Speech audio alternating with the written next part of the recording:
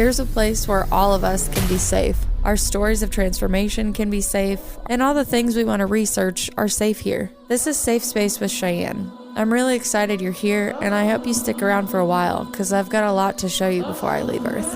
I love you guys.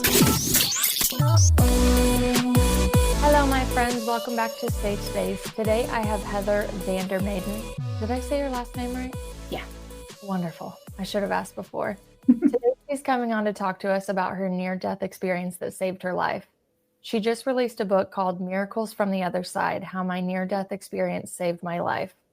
And this story is packed with not only information I've heard from other NDEs, but just makes me feel closer to home when I hear stories like this. She is going to talk to us not only about how she experienced an NDE, what she was going through in the hospital, seeing her future children.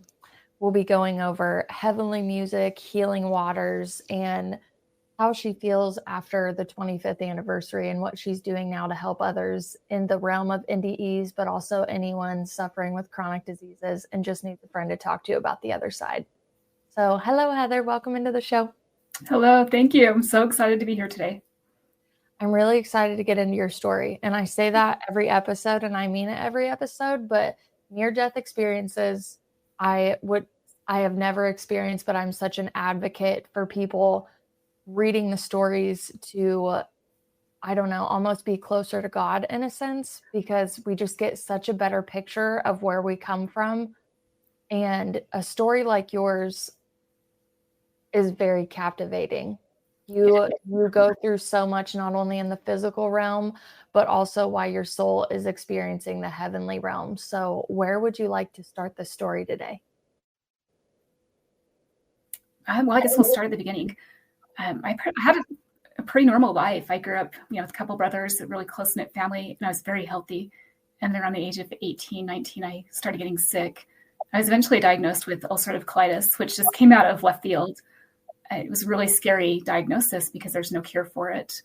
And as the year grew, I became sicker and sicker. I had to quit my job. I was newly married. I got married when I was 18. My husband was 2 years older than me. So we were pretty young, really young actually. And all of a sudden we have this diagnosis that's really scary. And as I got sicker and sicker, I ended up in the hospital multiple times. And I one day was sitting at my parents' kitchen table, and I heard this voice say, "You're going to die soon, but you're going to be okay." And I looked around and there was no one in the room but me. Kind of freaked me out. And I was a pretty, walk-my person, where did this voice come from? What, am I losing my mind?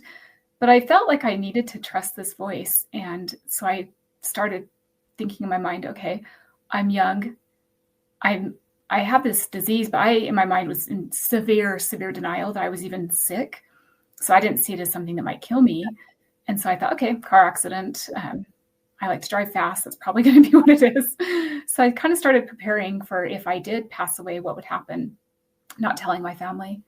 And as the next 2 months wore on, I became incredibly critically sick.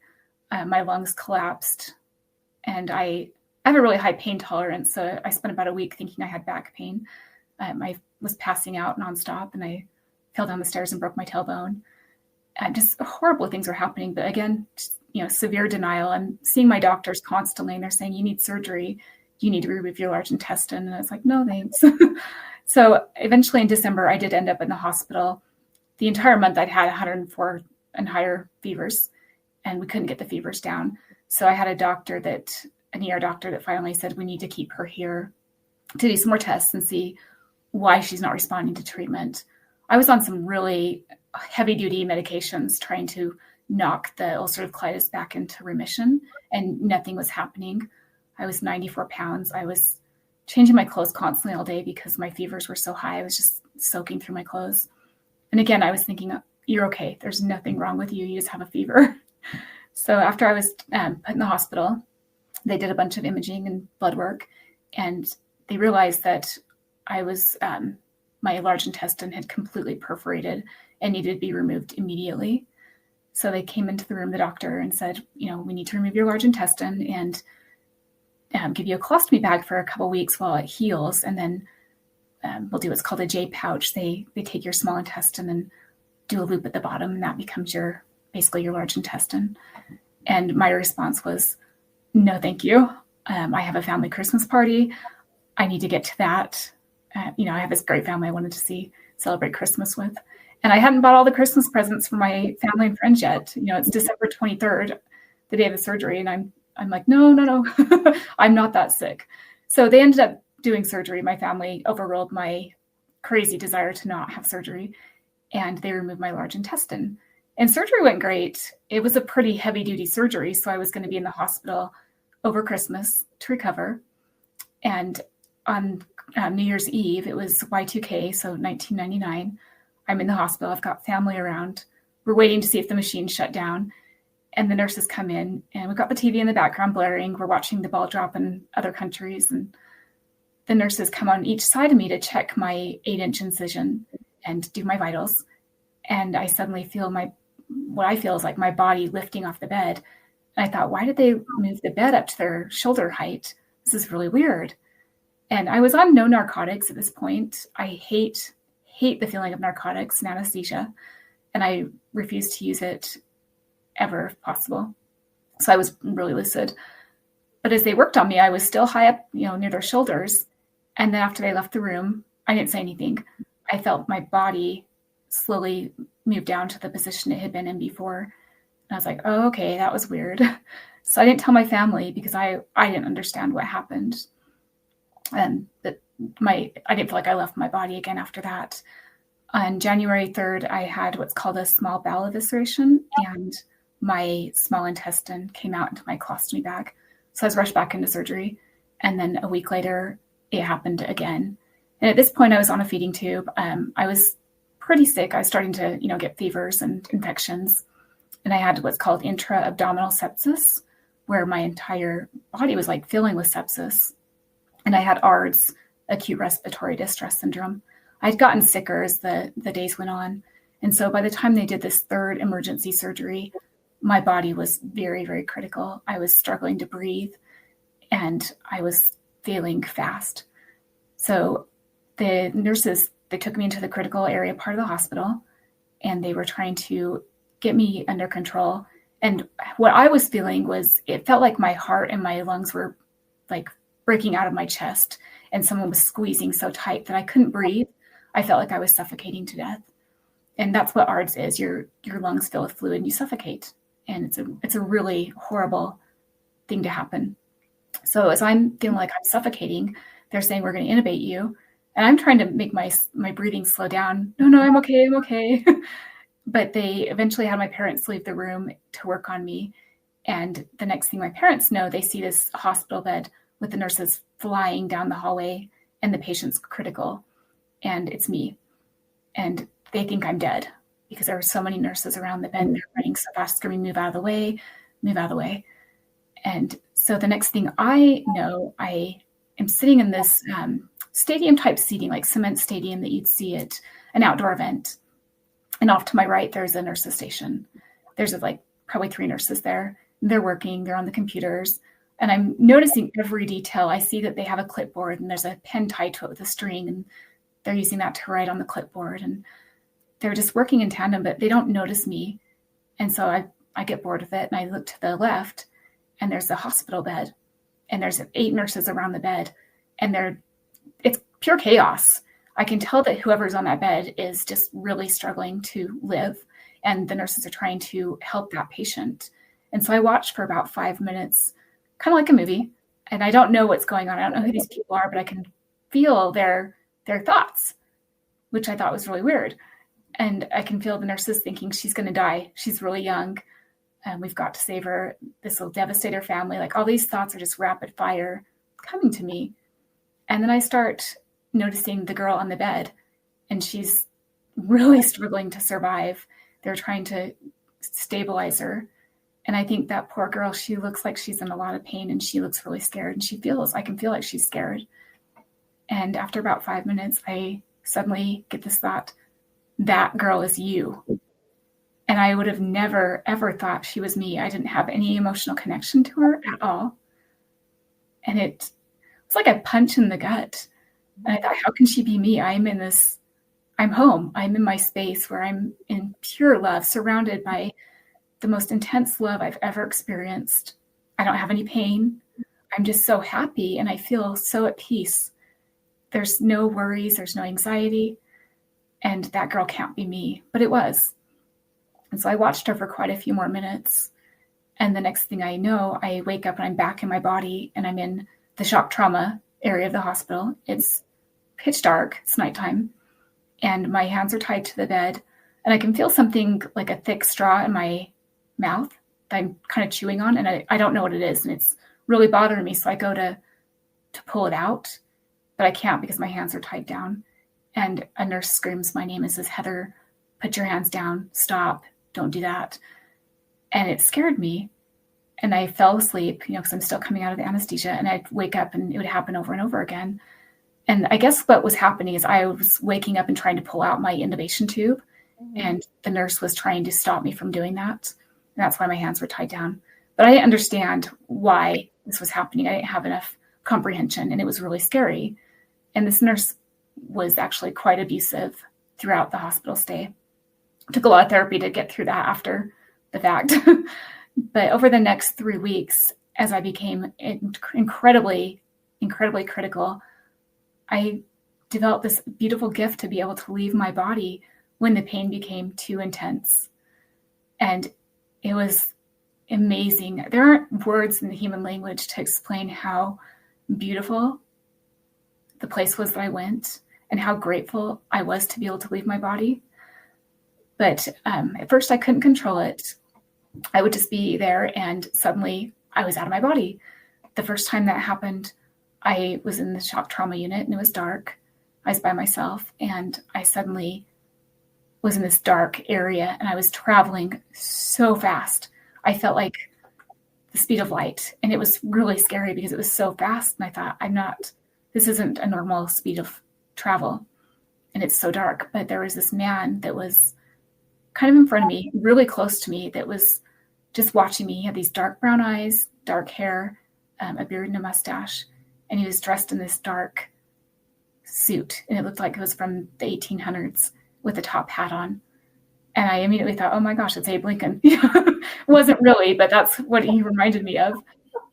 And I was like, this is the weirdest thing that's ever happened. I'm terrified. And why is, Abe Lincoln here with me? And as I get scared, as we were traveling at this fast rate, I would pop back into my body. And it was kind of like I would slam, like boom, and it's back in my body. And then it would happen again. And it happened for about 3 days. And, I'm intubated at this time. I can't tell my family what's happening. And I don't have the capability to even write with a pen. I'm so shaky. And I'm hooked up to every life support machine possible. And I couldn't say, this is really scary. So I just quit sleeping. I thought I must be having a nightmare. And after about the third day, the nurses sedated me. They gave me a shot and sedated me. And at that point, that quit happening.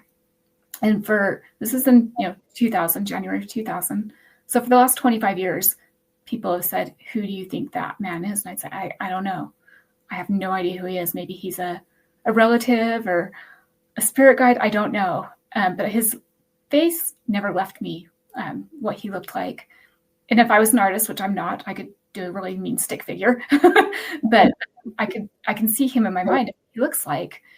And about a month and a half ago, maybe even less than that, I had a cousin reach out to me and say, do you think it's this person who is my great-grandmother's father? So it'd be my great-grandfather. And my family does all kinds of genealogy. And so I was able to pull up a picture of this man who's my great-great-grandfather. And that's the person that was in the tunnel with me. It took 25 years to figure that out. And staring at him, and he has an incredible story about his life.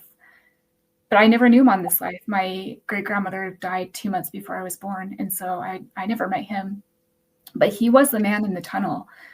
And it's incredible to me because of some of the experiences I had where there were relatives from multiple generations that were there. So our family is still involved in our life after they pass. They don't leave us. And it took, 25 years to figure out who this person was. But it's just incredible to me to know that he's still, our family are still in our lives after they leave us. So I'm glad that I was able to finally figure out who he was. It's filled in a lot of blanks. And as I read more and more about his story, I think, wow, this is incredible that he was there with me. And I was lucky during my NDEs that I did have a lot of family that had passed that were there. My grandmother, my aunt, my great-grandfather, multiple people that had passed that were very important in my life were there with me as I left my body. And it was so comforting to have them again, because I really did miss them. And I can't imagine if I had just been in the hospital sick for that long. I was in the hospital for 3 months. But if I had been in my body the entire time without these experiences, I don't think I would have made it. I'm pretty sure I had a 4% chance of living with everything that was happening. My liver shut down and they were going to do a liver transplant. And I told the doctor when he came in and told me about it, I said, no, I'm going to be okay. I've been told that I'm going to be okay and I don't need a transplant. And he's like, oh, girl's cuckoo. Yeah. Just discuss this later. I was like, no, I really don't need a transplant. And the diagnosis I had was pretty severe. Your liver just basically shuts down. And it's something that you have to have a transplant for. My liver's fine. I have never, ever had any problems with it. The diagnosis is no longer there. To me, that's divine blessings, because I shouldn't have gone that way. But at the point after the third surgery, I developed a fever of 107.5. And my nurses and doctors were packing me in ice, literally in ice. And they were trying to get the fever down. And suddenly I popped out of my body. And I was in front of this building. It had pillars on the front, 2 pillars and a really, really tall door. The roof was flat and it looked very ancient. Like if you look at buildings in ancient Greece, that's what it kind of reminded me of. And I could feel this energy behind me. It felt like male energy. And as I looked around, there were just stone or dirt streets. And I wanted to be in this building. And as soon as I thought I want to be in this building, boom, I was inside. I didn't use the front door. I was just in the front entry. And I was like, wow, that's really, really cool what I can do. And there were people in there. They were sitting in chairs. There were bookcases on the walls, like shelves with books. And everyone was just reading. And suddenly I was in this room that was round with gorgeous, shiny wood, just really like architecturally gorgeous, with books, thousands and thousands of books and scrolls that were tied with thin strings. And this person was there with me, this soul. And I started reading the books. And I love reading. Like, it's one of my favorite things. And here I am surrounded by probably every book in the entire world. And they were just beautiful leather-bound books. And I was like, leave me here forever. This is so cool. And this soul would open up the scrolls and show me what was in them. And they were like ancient letters and symbols. And I could understand them. And it didn't seem weird to me at the time, because I understood all the knowledge in this room. And we don't have that knowledge here, but it felt completely natural at that moment. And then I was told, you won't remember what's in this room. And then I was back at the entrance to the building. And I looked to my right and there was a podium. And I'm thinking all these thoughts in my head, like, I need to go to that podium. And I started just, like, when I thought that, I started gliding.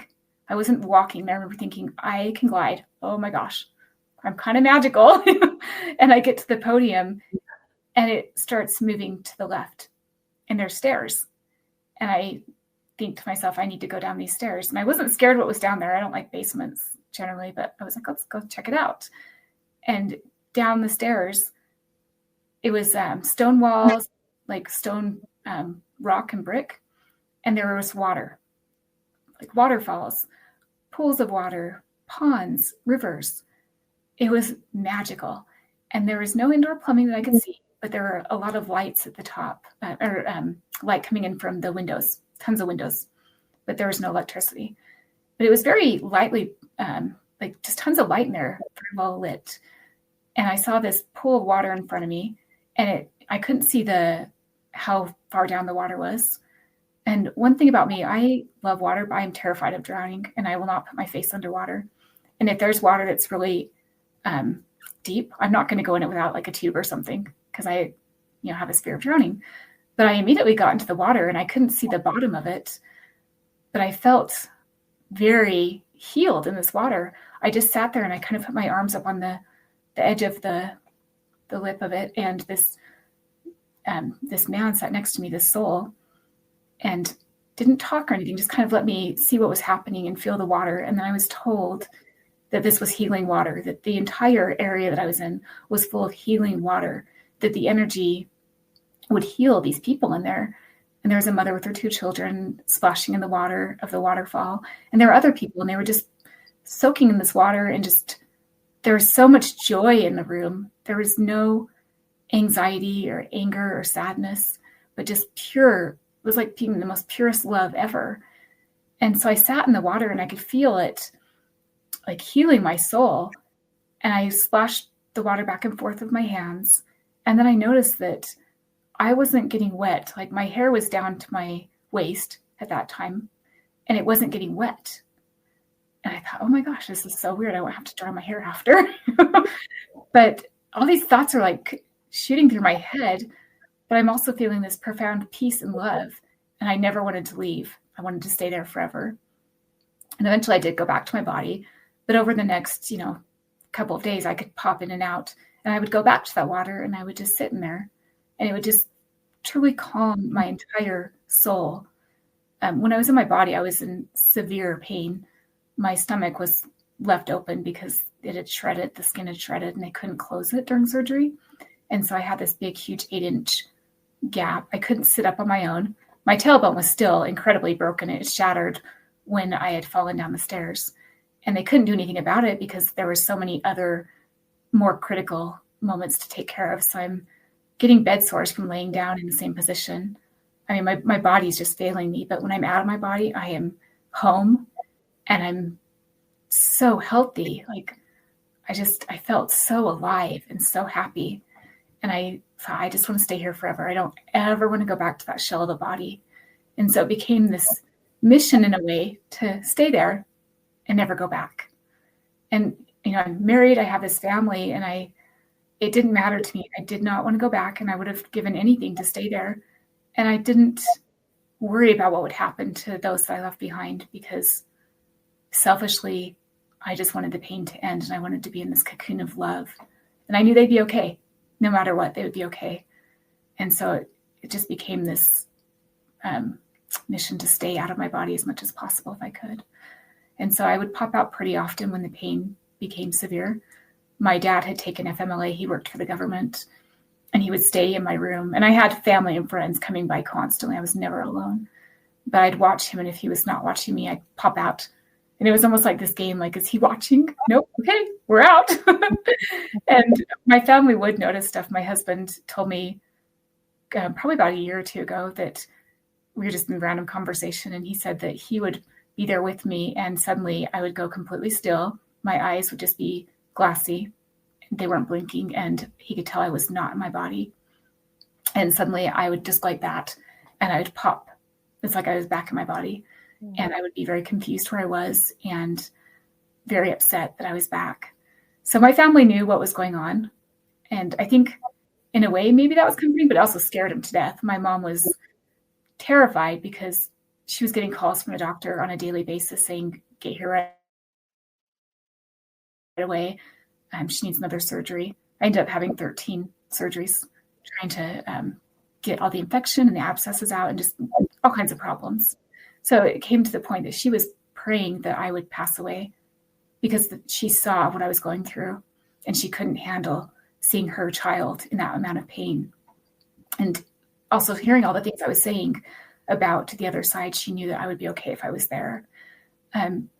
When I was in the shock trauma, at one point I did leave my body, and I found myself in this rectangle room. It had a very tall ceiling, and there was a man and a woman. They were kind of older, but they looked really healthy. They looked physically older, but they looked young, if that makes sense. Mm-hmm. And they told me they were angels that were ministering to the patients in the hospital.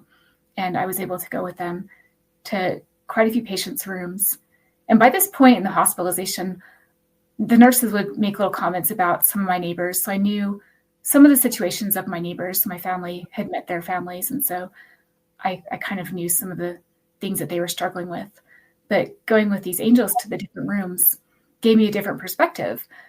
They would put their hands on the shoulders of the family members, and you could see the light kind of start at the base of the angel and just kind of move down their arm into this person's body, like just kind of light them with love. To me, it was just pure love energy. And they told me that God was the one that made the decision whether the patient lived or passed on. And if we saw him in this door that was connected to that room, that we would know that patient was going to pass on. And at one point I did see him, and I will never forget the energy.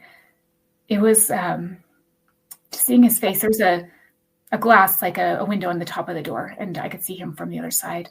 And it was just lit in this brilliant light. He had this iridescent white hair. It was about, just this long, and a beard and a mustache, very well trimmed, and these piercing, brilliant blue eyes. And as soon as I saw him, I was like, I know you. I knew him from before this earth. And I felt his love so profoundly and so strong. And I just thought, that's God. And it just immediately I knew it was him. And he could have come in any form. And I know that other people described him differently that have had NDEs, but I got the understanding that he came the way I needed to see him, but I would have known his energy in any form. He could have came, as a little child or an older man. I would have known him because it was his entire essence and energy. And seeing him there, oh my gosh, the love. He just emanated such love. And I was so grateful to be in the room with him again after this separation of this life that I'd been separated from him. And we went into the room of the patient that I knew was going to pass away, wasn't going to survive. And the angels put their hands on the shoulders of the family, the mother and the father and the child. It was a teenager. The patient was a boy, probably in his late teens. He'd been in a car accident. And as they put their hands there, the love just started flowing.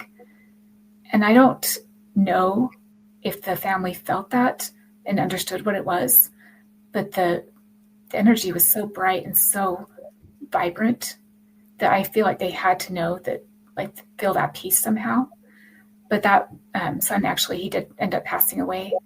And so their goal was to bathe that family in love and support and comfort, because they lost their child, and the pain that they were going to go through was so immense.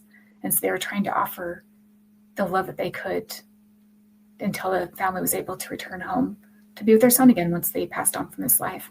And that was a profound experience for me, because at this point I really did think I was going to die and that it was going to happen soon. And so I knew when I did pass on, there were going to be angels and family members to welcome me back home. And that made it even more of a goal to get there. But I also felt comforted to know that we were not alone, that my family would be blessed and comforted as well. My grandmother, she'd passed away about a year before I'd been hospitalized. And I would tell my family, I was just with grandma. She told me I need to eat and I'll be okay. And here I am hooked up to every life support machine possible. And they're like, oh, goodness, that's not the case. But I actually did end up getting down to about 79 pounds. And once I was finally released from the hospital, my doctor would say, feed her 2 to 3 milkshakes a day, take her to every all-you-can-eat buffet. She needs to gain weight to get healthy again. And so I think that was just her simple way of saying, you're going to be okay. Mm-hmm. And this is how you need to do it. And so there were little things like that I would say to my family. And so they understood what was happening, and maybe it gave them comfort, but it was also a very, very traumatizing time for them. My aunt, Alice, she'd passed away probably about 2 years before this happened. And one day she showed up in my hospital room, her spirit, and she said, do you want to go to my house? And I was like, yeah, let's do this. And my aunt and uncle lived across the street from my grandparents, and her house, I can still see it now. It was like total 1970s when she passed. She had these like orange countertops that had black speckles in them, and they were so bright orange, and orange shag carpet and dark panels of wood in the house. And my uncle still lived there at this point, and we popped into the living room, and everything was the same. The TV's going in the background, and my uncle's there, and she said, he's going to fall in the hallway and he's going to pass away. And so she shows me this scene where he does just that. He trips and falls, and he can't get up. And he's probably, I don't know, maybe in his 80s at this point, and maybe 70s. He was older. And I can feel his terror that he can't get up. He's alone, and he knows he's going to die because he's not able to get up and help himself. And so once I got back into my hospital room after this happened, I'm trying to tell my family, you need to go check on him, please. And I have the ventilator. I can't talk. I can't write. I have this little message board that has pictures, like little squares with like emoji faces, basically. Happy, sad, angry. And how do you say, go check on Uncle Harry? He's dead in the hallway. There's not a thing for that. So it took about 3 days before I could even write coherently on a piece of paper to go check on him. And so they sent my grandpa, who lived across the street, to check on him. And he came up to the hospital afterwards because they could tell that I was very upset about this from my behavior. And he said, he's okay. I went and checked on him and he's fine. And you don't need to worry anymore. I was like, okay. But why did I see that? It was confusing to me. It was a very, very real thing to see that. And so the entire time I'm in the hospital, I'm waiting to see what happens with him. And he was fine. And about 15 years later, I got a call from my mom that he had passed away. He'd fallen in the hallway in the exact spot that I saw, and he'd passed from his injuries. And for me, that was validating because that just cemented it even more. I've never, ever doubted these experiences, but now my family could see that, what I saw did happen. And it, took 15 years to have that happen. But for me, there's no time on the other side. When you're over there, you're not worried about getting to your next appointment at 2:00 or, that doesn't exist. There's no time. So what seems like a long time to us is probably a very short time for them. And so by me seeing that in the hospital, it didn't seem like the time was just different, But it was really interesting to know that he had passed away, and also to know that he was not alone when he did, that he was surrounded by family that had already passed on. And when they took him home, he was not alone. And so that gave me comfort to know that he was with my aunt again and that they had this beautiful reunion together. That same grandmother that lived across the street, at one point, I left my body and found myself in the backyard of my grandparents' house. And my grandpa, again, was still alive. And so he lived there at that point. But as I was sitting on their patio, I looked out to the back of the yard, and there were these orbs that were above the clothesline. And I spent a lot of time at my grandparents' house growing up. They lived a couple blocks from where I lived, and I'd walk over all the time and play with my cousins. And so I see these orbs going over the clothesline, and they're different colors, like silvers and golds and blues, and they're kind of shimmering through these different sizes of orbs. And then I see my grandmother, my great-grandfather, who was her father, and my aunt, the one that had told me my uncle was going to pass. And I can just see their faces, and they're lit, and they're just so healthy. And all three of them had been a little older when they'd passed, but they looked, I knew it was them, but they looked younger and healthier. And it was completely like we were in this snow globe. It was very quiet. I could see the sky and the stars, but there were no barking dogs or anything. And they just kind of floated from the right of the yard to the left, kind of like, almost like that. And then they were gone. And I was back in my body, and I was like, that was kind of cool. I guess they're together. And I never had that orb happen again. And it was kind of cool to know that they were probably doing work together, but they were also watching over me from the other side. And as I got more and more critical, at one point I found myself over this field. The grass was really it was swaying. There's no other way to describe it. It was swaying, and it was like alive, bright, brilliant green grass, and the trees and the blue skies, everything was alive. The colors were just amazing. And down below, I'm kind of high up in the air. I can see these two white tents. And suddenly I'm like kind of gliding down with the guide. He's always with me. And we get to the inside of the tent area, and there's 2 white tents. There were nurses and doctors in there, and they were in their white lab coats, and there were all kinds of medical books, huge books, petri dishes. Just you could tell that they were working on understanding what was happening with the patient. And the guide that was with me said, they don't know how to heal you. It's through faith and prayer alone that you will survive. And at that point, my entire family, my friends, everyone was praying that I would survive.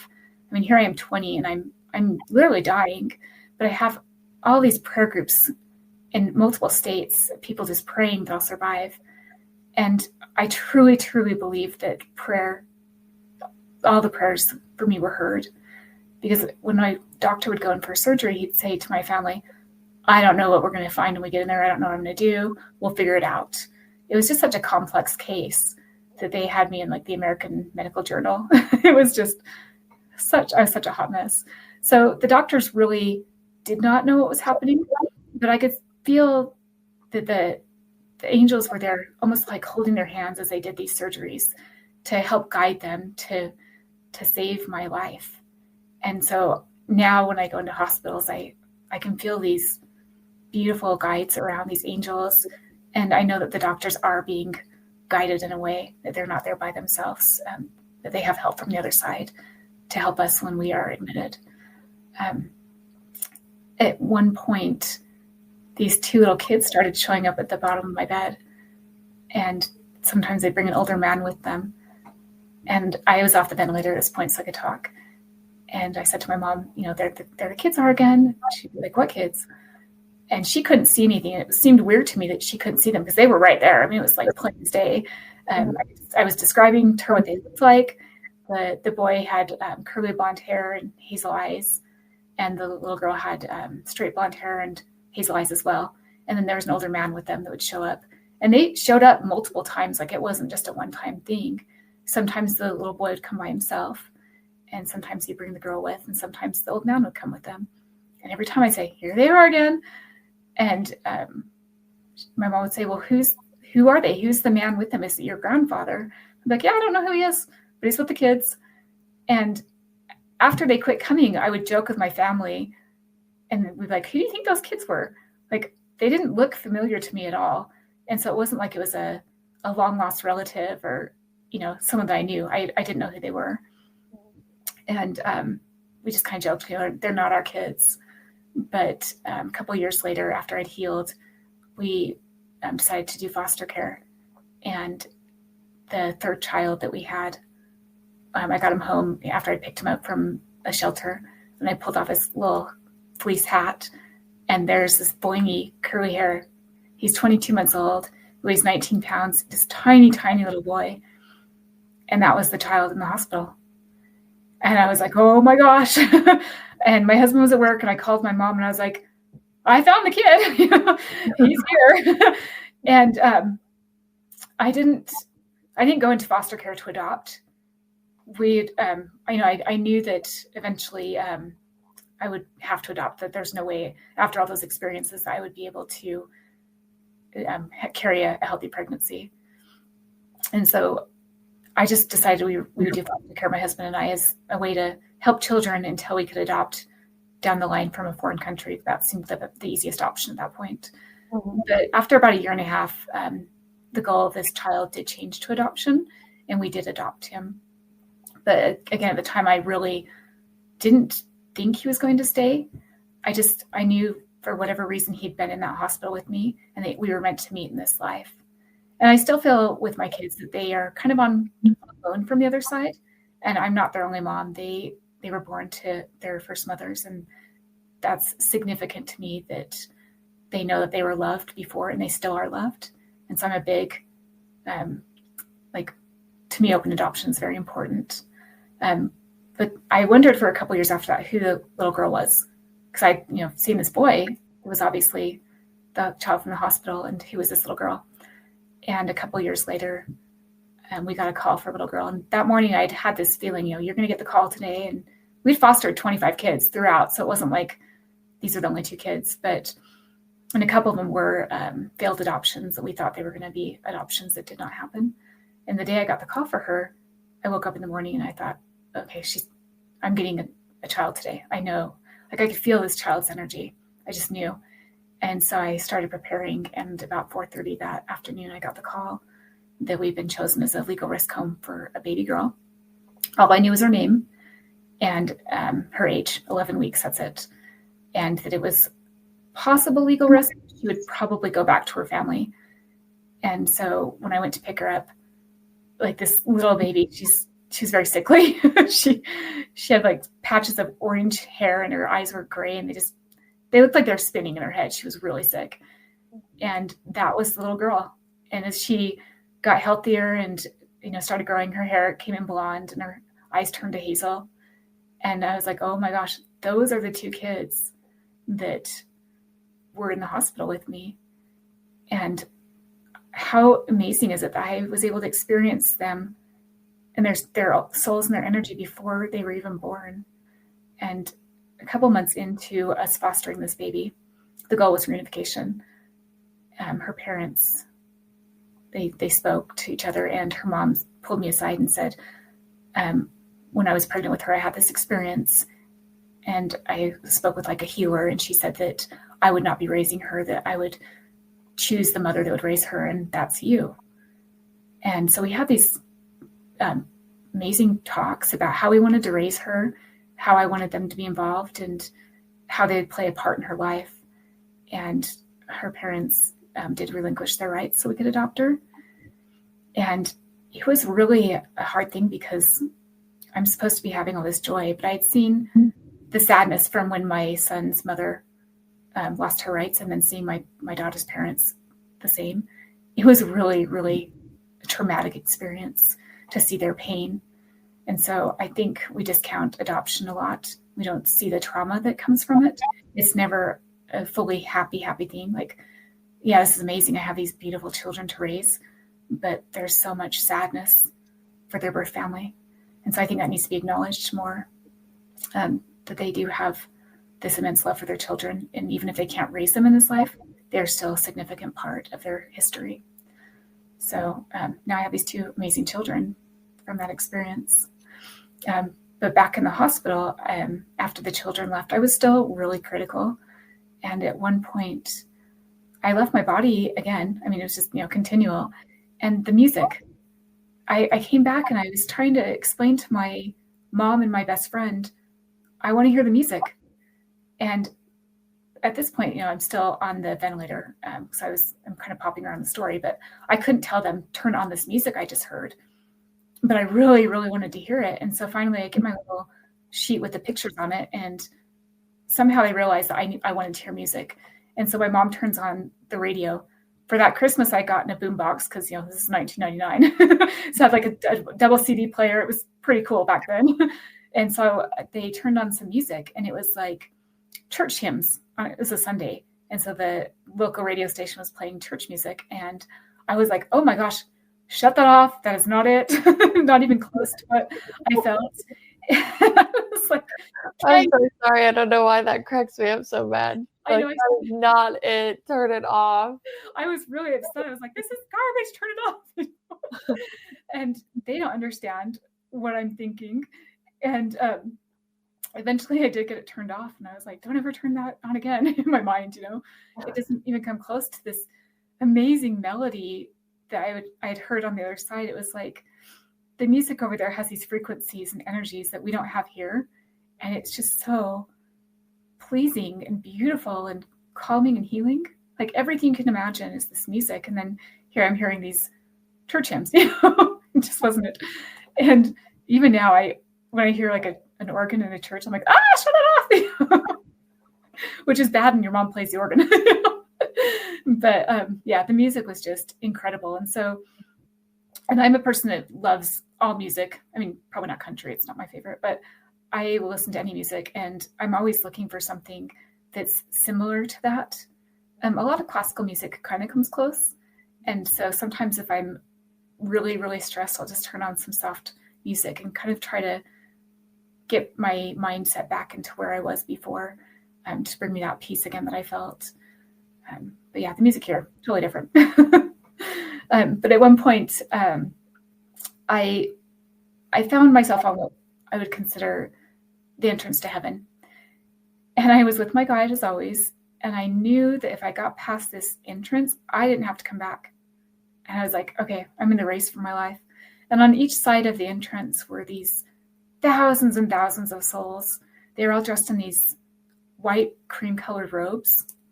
And they were so lit with energy that I couldn't see their faces, but they were different heights. And they were just so close together. There were so many of them packed in there. And I knew that they were past relatives, maybe even some that had not been born yet. They were friends that I knew, and they weren't all from this lifetime. They were different generations, but I knew them from my time on the other side. And it's like they were welcoming me back home. And I knew that I wasn't supposed to go past that entrance, but I was like, I don't even care. This is my chance. I am not coming back. I'm done. I mean, every day the doctors would be like, get up and walk. And, you have this stomach that's cut open and you can't even sit up on your own. And they'd basically paralyzed my left side during surgery. And I had to learn to walk again. My left side would drag when I'd walk and I'd fall constantly. And once I was off the ventilator, I had to learn to talk again. And here I am, I'm given this chance to be done, to leave my body. And I was like, yes, this is it. I am going to do whatever I can to get to the other side. And so in my mind, I'm thinking, I'm just going to tell my guide that I'm going to see my grandma in her garden, and then I'll be back after. And once I'm past that point, I'm never coming back. But he doesn't know that. And the funny thing is the way you communicate over there is telepathically. You don't use your voice. The minute you think a thought, it's relayed. And it's just an easier way to communicate. So what I'm thinking in my mind, he can understand completely. Yes. But I'm just so focused on, getting to the end of the line. Try to be sneaky about it. Yeah. I'm like, I am so sneaky. This is great. I mean, look at me. And he can hear all that. And so then I hear it's not your time and you have to go back. And boom, I'm back in my body. Oh, it was devastating. I knew in my mind that I'd blown that one chance. And again, I don't think I was ever meant to not come back. I think that leaving my body was kind of a reprieve from the pain. Mm-hmm. But having that understanding that I wasn't going to stay there and that I would have to stay in this shell of a body was just devastating. And I couldn't tell my family, I don't want to be with you guys anymore. I love you, but I don't want to be here because the pain is too intense. That just wouldn't have been very nice, But it set in some very dark depression that I was going to be stuck in this body. And the funny thing about that is I was still able to leave my body, but I knew that I wasn't going to be able to stay out of it. I would have to come back each time. And so at one point I visited my house. My husband was asleep. My cats were at the top of the stairs. And, here I am flying over the valley thinking, I can fly. And I end up in the top of my house. It was a split level house. And I was kind of above the door watching my cat sleep. And then I heard that voice of my guide say, do you want to check on your husband? And I was like, yeah, let's do it. And so I'm floating down the hall and I see him. I'm kind of in the doorway of our bedroom. And I can see that he's asleep. He's turned on his side and he's got our blanket, our comforter wrapped around him. And he has this stupid baby blanket they call blue blanks. And it's kind of wrapped around his head. And we always made jokes about it. And, there's blue blanks wrapped around his head. And he was just sleeping, completely oblivious to the fact that I was there. And then I heard the voice say, your nurses are coming back. You need to go back into your room. And then I was back in my room. And I was like, that was pretty cool. There is a life for me after this life. Like I have a house, I have a family. Because at that point, I felt like I was going to live in the hospital forever. I had gone in December and I didn't get released until, the very end of February. And so I felt like that was my house. And another funny experience, I had a nurse, his name was Brian, and he was getting me up to go walking. And my mom was in the room with him. And the first goal was to sit me up, which took, a good 10 minutes. You got to move all the life support machines and such, and then get me into a sitting position. But I can't sit by myself because I'll fall backwards. I have no muscle strength. And so he's holding me with both hands like this as he's in front of me. And suddenly instead of seeing him do that, I'm behind him in a hallway. and there are all these windows, and on each, they're kind of like oval windows, and with a little tiny window seat on the bottom of each one. And this hallway just stretches forever, and it's lit at the end with light. And I'm watching him, and I can see my mom in the room, and I can see Brian, and everything is 360 degrees. So I can see myself watching him, but I can also see him, what he's doing. And I was like, wow, this is so cool.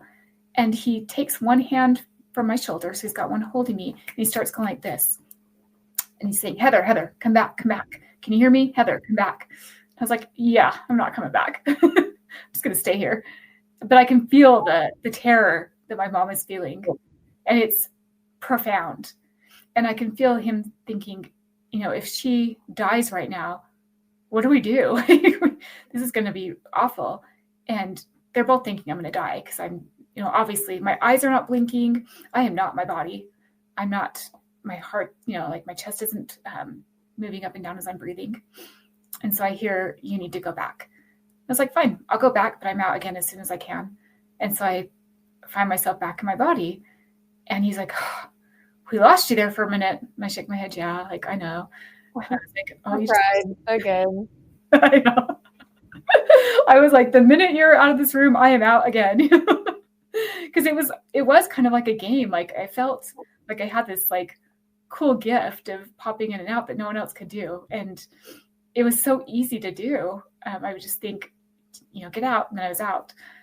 But as I started to heal, that stopped completely. So about 3 weeks in, there's, you know, more experiences than that, but those are the, you know, the gist of it. But I started being stuck in my body, and I was still not what you consider healthy at all.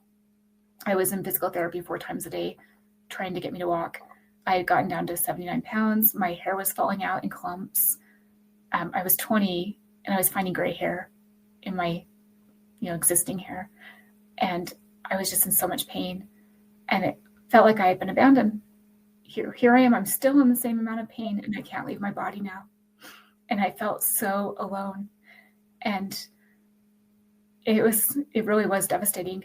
I had to feel all the pain that was happening at that point. But as the weeks went on, I did start to heal. And eventually I was moved to what's called the transitional care unit of the hospital. It's like a physical therapy unit. And I hated it.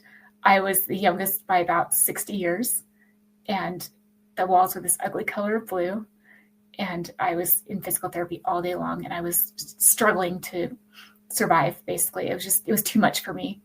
And so my mom wrote a note to the doctor finally and said, you know, she's starting to kind of heal. Can we bring her home with us if we keep her in like physical therapy and have a home health care nurse come to the house? And for some reason, my doctor agreed. I'm still shocked. So instead of going home to my husband, I went to my parents' house. And you have to figure at this point, I'm 20, my husband's 22, and it was overwhelming for him.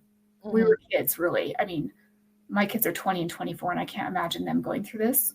So my husband was working a lot, and he was at the hospital when he could be, but I think in a way he was almost checked out a little bit. It was too much for a young person to handle.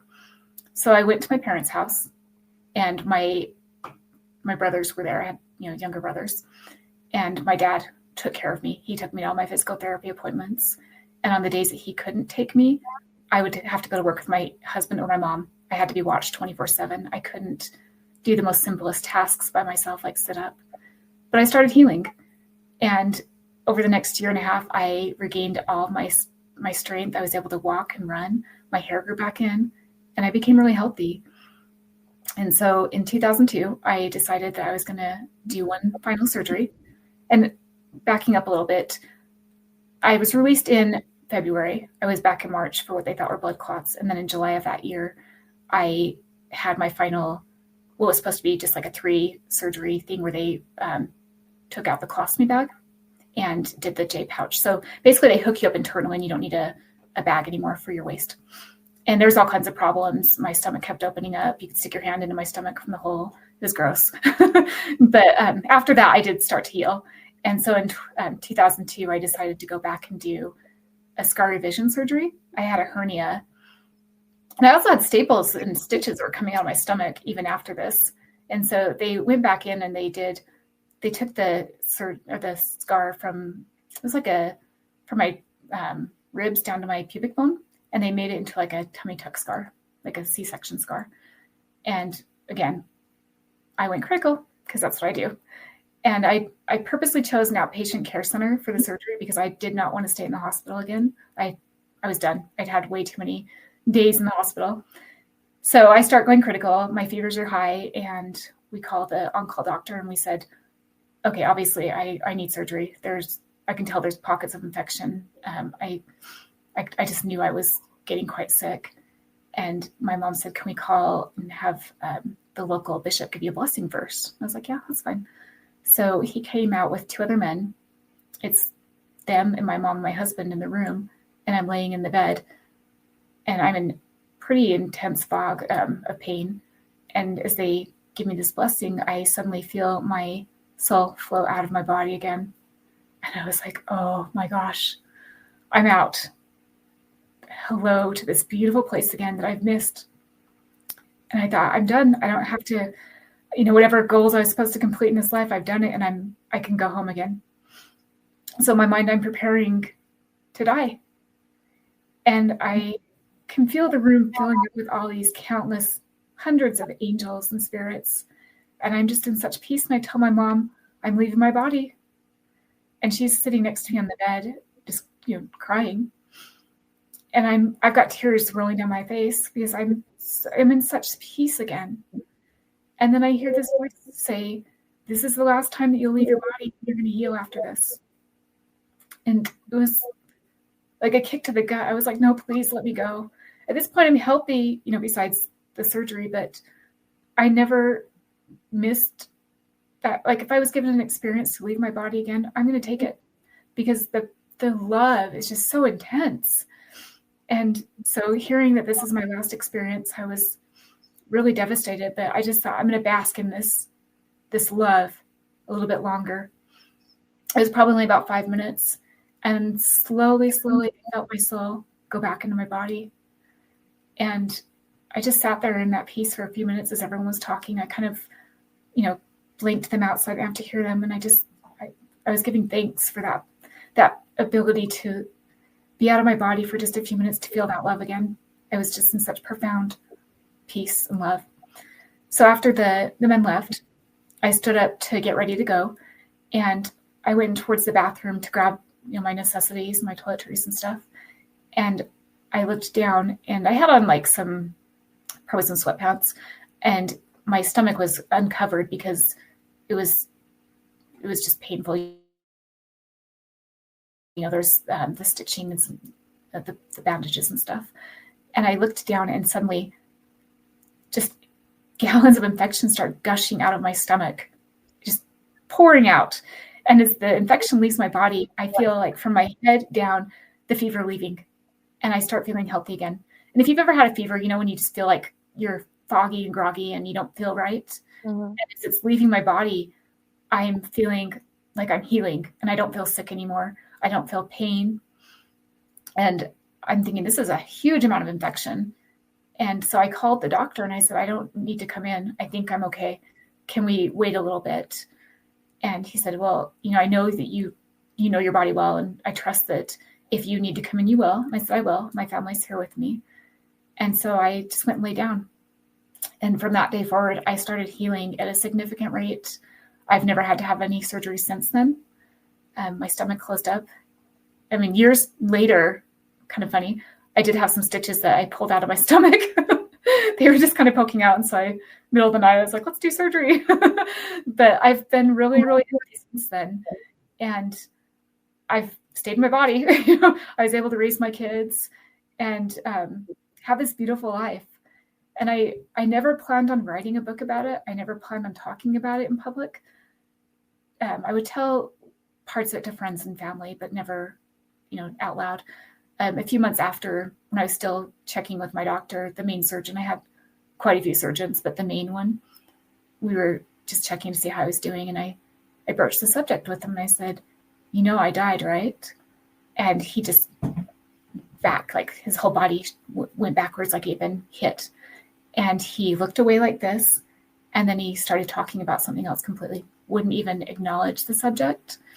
And I was like, that's really weird. he has to have known what happened. I mean, there were so many miracles for me to survive. But at that point, it wasn't talked about. And doctors didn't want to acknowledge that maybe their patients weren't fully in their bodies or that they died and came back. It just wasn't something that was talked about back then.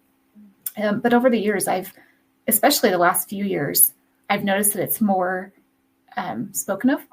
And whenever I'd have a friend or a family member that was in the hospital in critical condition that would survive, I'd say, "What did you see? Did you see anything?" And we would talk about whether they did or not. And so I knew that it wasn't just me, but I had gotten every single book on near-death experiences I could when I left the hospital, trying to find someone that had been in that healing water or that had seen some of the stuff that I had seen. I read every book possible. And this is before podcasts. The internet wasn't big back then. It's, 2000. But I never found one that was specific to my experiences, which I now know everyone that has an NDE, it's different. It's almost like it's tailored to their needs and their understandings, and it has their family members a lot of times, not always, but a lot of times. But people talk about it now, and it needs to be talked about, because even especially after my book came out, people would come up to me and say, "Oh, I had that happen. I died in the hospital and I saw, whatever," and they'll tell me the story. And they said, "I've never talked about it with anyone before." And so there's all these stories out there that I think they need to be heard. I know that there are a lot of people that are afraid of dying because I've talked to them.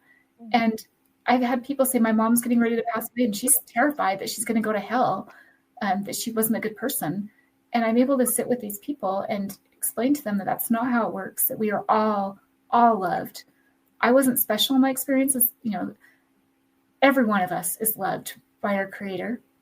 We are all known, and the prayers that we give on our behalf and for others, they're heard. They're not always answered the way we want, but they are heard.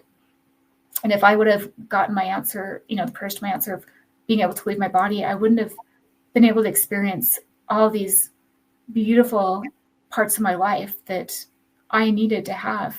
But at the time, I was very, very angry that I was sent back to this broken body. It was like, why did you do this to me? And now I can say it wasn't done to me. It was done for me. It was what I needed in my life for this moment. And so there are a lot of people out there that have critical health issues. And I always want them to know they're not alone. You feel like you are sometimes when you're so sick, but there are other people that are experiencing it. And so there are support groups out there. There's people that can hear your experience and help you through it. And so I don't want people to feel alone or afraid of death.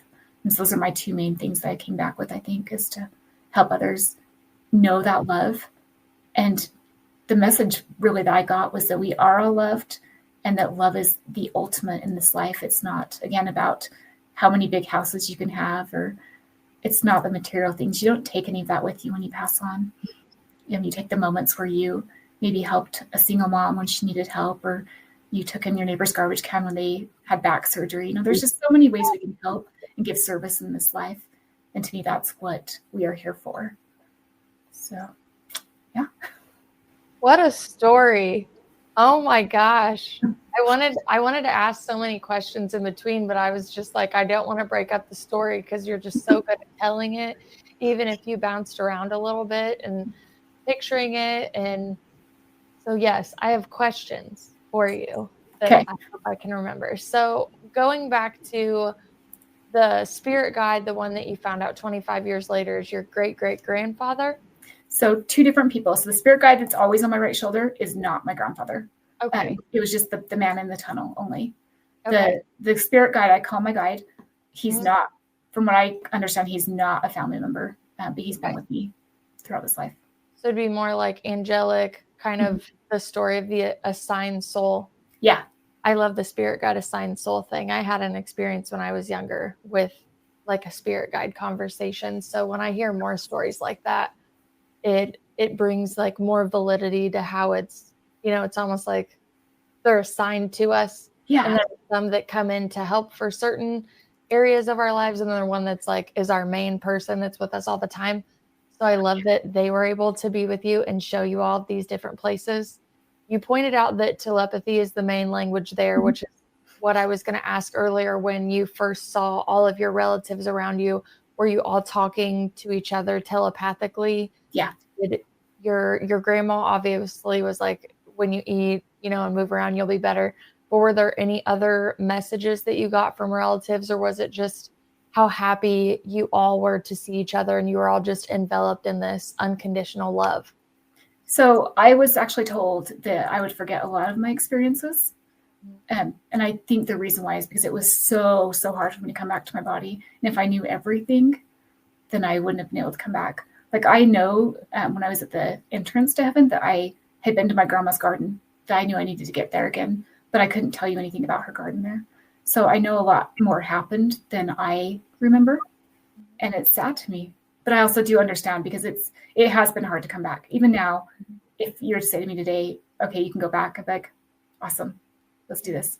And that doesn't make sense to people on this earth because, when you have a family to raise and stuff, why would you say something like that? Mm-hmm. But when you're there, you understand it more that everyone here will be okay in a sense. But yeah, everything there was telepathic. I never moved my mouth to talk. Once I thought a thought, it was immediately relayed to whoever I was with, and same with them. It's like a feeling that fills your soul, and with an understanding that doesn't require communication like we have here. And so they would relay these thoughts, and then it just filled me with an understanding. It was really cool. There was just an amazing way to speak. And I think if we had that here, it wouldn't be as like, there's so much divisiveness and hate in this world.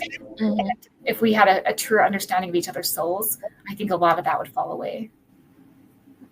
Yeah, we're pretty low tech down here, according to near-death experiences. When you think of all the technology that we have to use to communicate, and even like there's doctors that have just invented a machine that you can hook yourself up to and play your dreams like a movie the next day.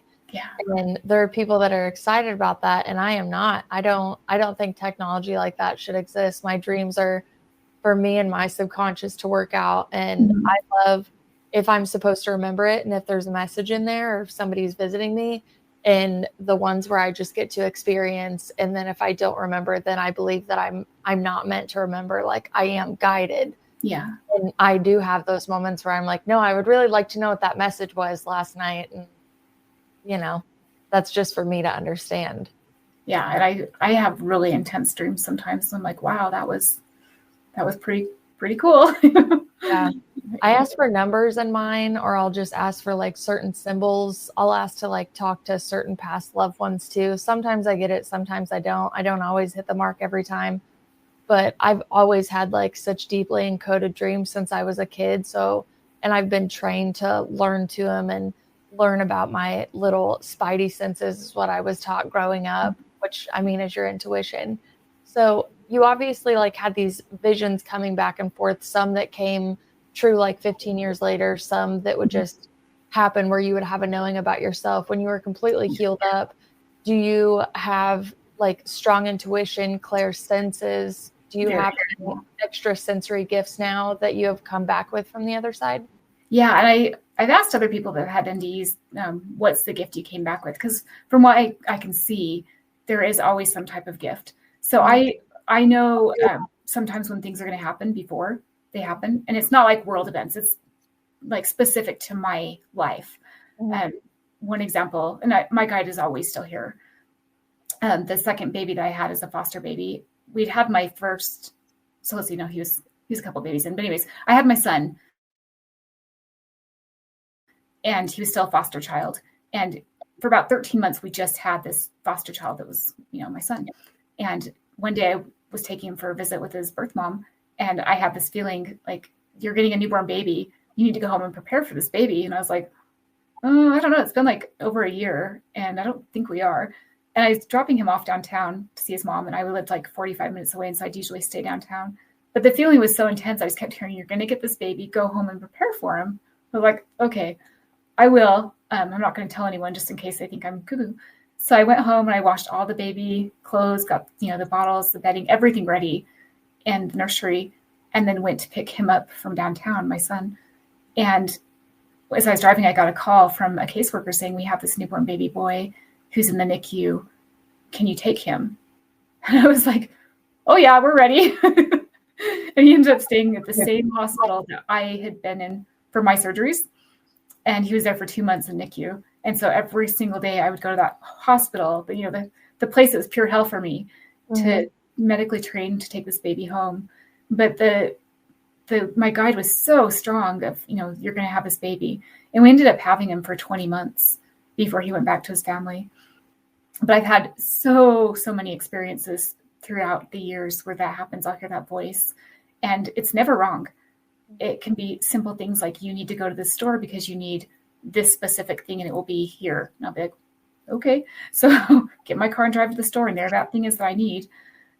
So it's kind of like my guide knows me and knows what I need and kind of tries to give me what is necessary in my life.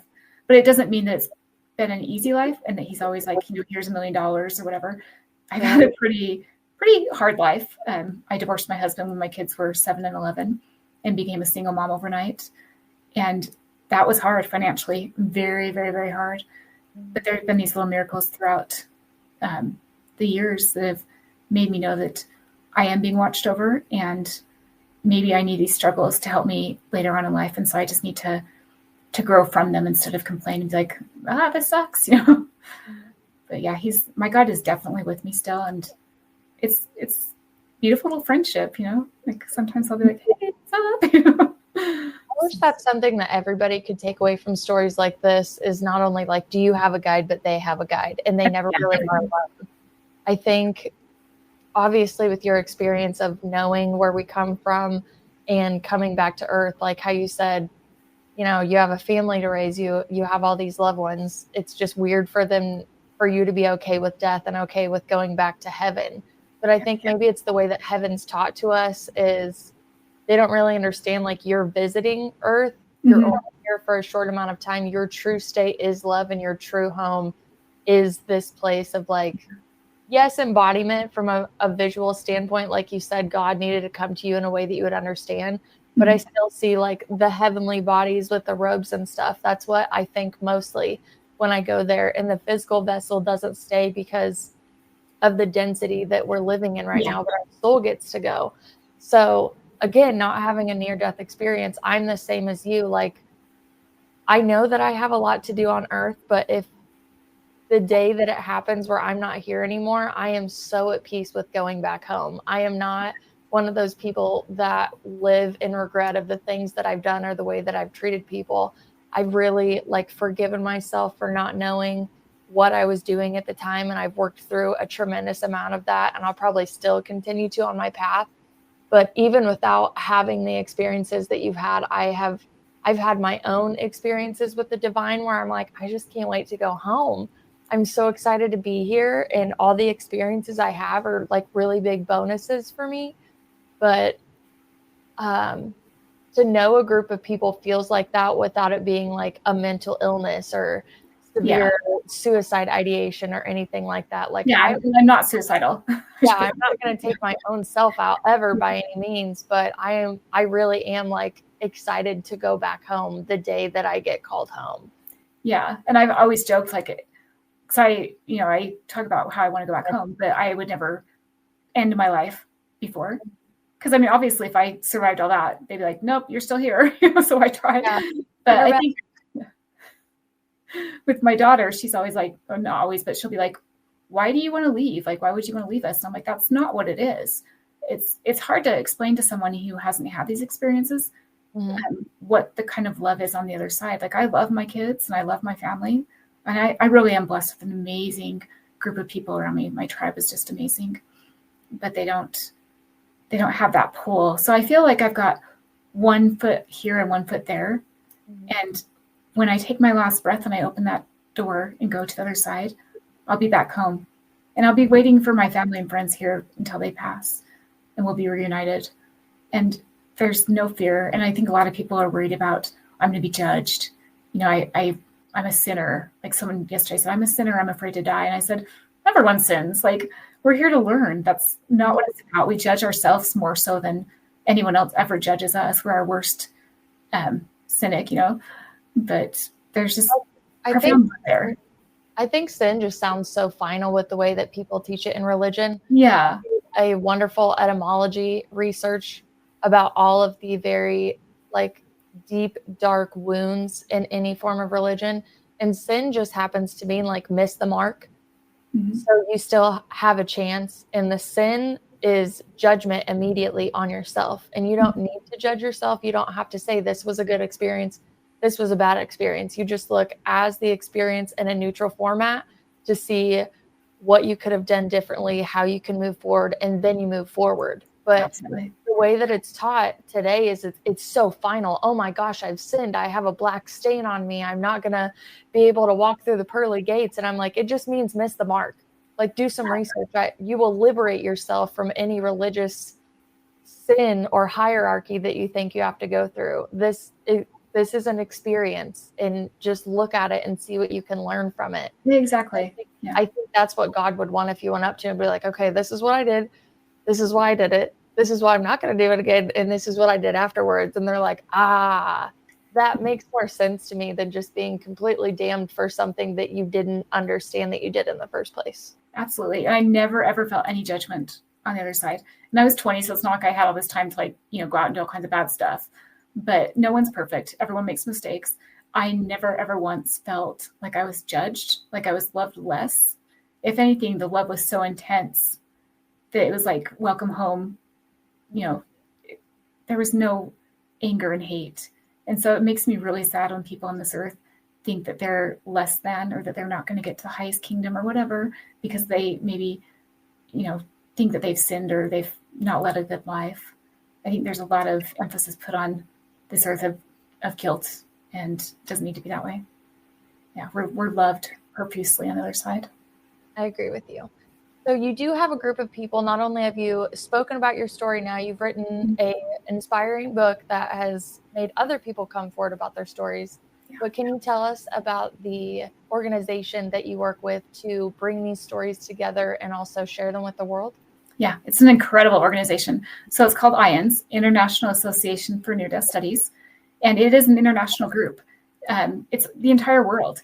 And they have a gathering every year in a different state in the United States. It's around Labor Day, right around that time. It's about a 5-day conference. This year it was in Chicago, and it's just incredible. I think there's probably, I want to say 700 or 800 people that were signed up this year for it. Some were online, but a lot of them were in person. And you spend 5 days with these people that some of them are experiencers that have had NDEs, some haven't. I was surprised the first year how many were there just because they are interested in this type of story. But you spend 5 days immersed with beautiful souls. You hear speakers all day long. There's different groups. And I've developed some incredible friendships with people across the United States that I met at this conference. So it's just an incredible organization. There's so much love and support. And there are chapters throughout the United States and probably the entire world, different chapters. And so the Utah chapter, I'm on the board of directors for that. Right after my NDE, once I healed, I went to a couple of meetings, and it's the one in Utah has been going since like 1990, I believe. But I got busy with life and forgot about it. And then a couple of years ago, I had a friend that spoke at one of the meetings. And so I went back to listen. And before I knew it, I was on the board of directors, and oh my gosh, the people are just amazing. So once a month, we have a speaker that comes and speaks about their NDE, either in person or online in Salt Lake. And I have met the most incredible people this way, and souls, and hearing their experiences. I feel like I've got this group of people around me that understand me more. I don't feel so alone. A lot of times I felt almost like I was watching from the outside of a big group, and I didn't feel like I fit in, because I've had these experiences that they separate you kind of from other people. But going to these groups, I feel like there are people that understand where I'm coming from, and they can kind of validate what I've been through, and they provide that love again. So it's a great organization. So whatever state you're in, there's probably a chapter there that you can go to. And I think all the meetings are free, as far as I know. But yeah, it's an incredible organization. This has been a tremendous interview. I know that I looked very stoic most of the time just listening, but there were times where I had to hold back tears on some of the things that you were saying. It's just such a powerful story, not only in your physical body, all of the pain that you went through. I would feel the same way in your shoes if I was going through all of that pain in the hospital. I would be begging to go to the other side too. The fact that the kids were shown to you and your husband and your house was shown to you and almost like your future, it seems like a cosmic incentive. Like, hey, you know, you're not screwed. You're still 20 at the time, which is, I keep picturing you right now going through it, and I have to go all the way back into the 90s where none of this information and the internet is a thing. So even finding the information, like what a journey you've really been on. It was hard back then because you didn't have the internet. And so I always wonder, it's kind of one of those shoulda, coulda, woulda things. Mm-hmm. If I had the internet, could I have maybe healed myself better than what happened? Like maybe I could have stopped it. And every time I think that, I think, no, you were supposed to have this experience. Mm-hmm. Maybe I could have had more support to know what I was going through. But yeah, there was a reason for it. Definitely. And you're 25 years later, you're here telling the story. Mm-hmm. You've written a wonderful book I cannot wait to purchase and read. And obviously you're inspiring more to come forward with their stories, which I think is a huge healing aspect that we all need. Yeah. Yeah, there are some incredible stories out there, and it's been really fun to hear them. And the doctor that admitted me to the ER, when we were talking about how different it is now, there are a lot of doctors and nurses that do understand it. There have been studies where they will ask the patients, what did you see when you left your body? And they're able to give the patient support. And it would have been nice to have that back then, because I did feel alone. And so I love that these healthcare providers are validating the experiences and wanting to know more about it. And it's changing how they care for their patients. They're bringing in more of a spiritual gift to the patient to help them understand what they're going through. So it's pretty interesting to me. And it is a gift, yeah. Well, I'm glad that it's moved from, it was just in your mind and the medication to, maybe there's a spiritual component that we've been missing all along. Yeah. And I'm glad that it's more widely accepted, and hopefully will continue to be that way. Yeah. It's almost like people are waking up now and they're craving this information. Mm-hmm. I definitely feel that too. Not just in the E, but a lot of things. I think a lot of people are realizing the spiritual has been left out of a lot of things in their lives, and even taught to us with it needs to be more expanded, is what I would say. I don't want to say anyone's wrong. I would just say all paths lead back home. Yeah. Some just wind a little more, take a little longer. And as you found, even in the energetic world, we're all on our own path, but we're not alone. Yeah. And I just think there needs to be more love and acceptance. There doesn't need to be such divisiveness with, like, for example, political parties and religions. And we all came from the same place. We're all going back to the same place. And imagine how different the world would be if we led with love instead of hate. I'm so glad you came on the show today to share your story and all of the things that you brought back with you. Where can we find your book if we'd like to purchase it? So it's on Amazon. It's on all the different websites. Barnes & Noble, you can get it online anywhere. And then I have a website, because, you have to do a website. So have my brother put one together for me. It's heathervandermeyden.com. But I think most people are buying from Amazon for the most part. Wonderful. And I never thought I was going to write a book.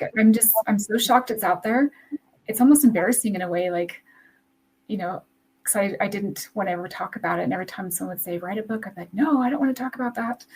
But I am very proud that it's out there. It healed me. And if that's all it does, that's incredible. But the people that have reached out, that it, touched their heart, that's why I did it. And so it's not about the money. It's about helping others. And the healing process for you, oh, huge. I think you needed that more than anything, is to really get it out there. And mm-hmm. I'm a big fan of transmutation and taking the things that you learn and just passing it on to the mm-hmm. next person. So getting it out in the world and then letting people find it, I think that is just a true treasure that you've given everybody. And it really did heal me. I can walk into a hospital now. I mean, I've done a lot of therapy, but the beeping noises don't make me crazy. Like the smell of alcohol swabs, doesn't make me want to throw up. So it really, the whole entire experience healed me.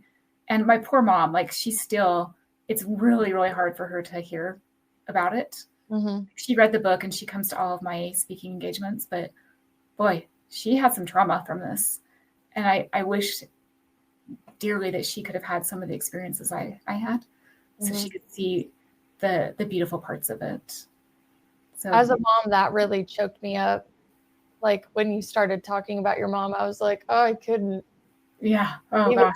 Like I could not imagine like being that strong, but still having to watch my daughter go through that. That would just, yeah, your mom's a strong woman. And I love that she supports the book and she supports you. And yeah, I have an incredible family. And my daughter's the age I was when I went to the hospital. I'm about the age that my mom was as well. And I think, would I have the strength to be able to do what my parents did? It was a lot. And I was always surrounded by everything too. Like you had it 8 inches open all the time. It's not like the room smells like roses. Well, at one point, after they had hooked up everything, I kept getting a hole in my stomach. And so they put 15 feet of gauze into my stomach to hold, my insides in, I guess. And they said, you can come back to the hospital to take it out, or you can do it at home. And I was like, oh, my sister-in-law's a vet tech. She can do it. So when she was pulling it out, like the smell was just so awful. Like the hell I put my family through. Like they're all running out of the room like, oh, she's rotten. Yes. So there were some funny experiences. Yeah.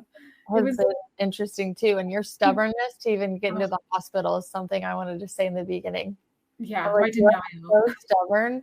Yes. The denial is on a level I've never seen for someone so critical. Yeah. You're like, okay, well, I have a tube down my throat now and I'm tied to my bed, but like in your mind, you're like, I'm just going to pop out of here. Yeah. But you have a great way of looking at it. You have a great way of healing. And for anybody that wants to buy the book, I will be happy to put the links below. Heather, thank you so much for coming on the show today and sharing your story with us. Thank you. This has been so fun. It was so great to meet you. So great to meet you too. Let's stay in contact. I want to hear about all of your adventures moving on. Oh, for sure. All right, my friends, we'll see you on the next episode.